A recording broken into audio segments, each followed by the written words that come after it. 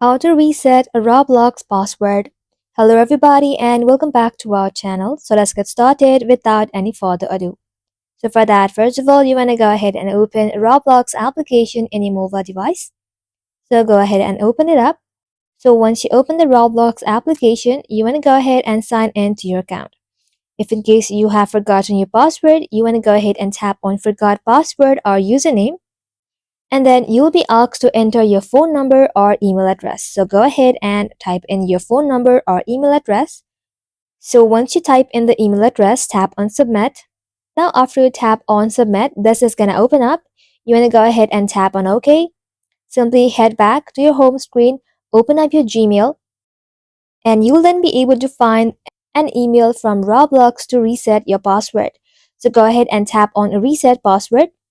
Choose your browser, choose the account where you would like to reset the password, and now you want to go ahead and enter the new password and confirm the new password.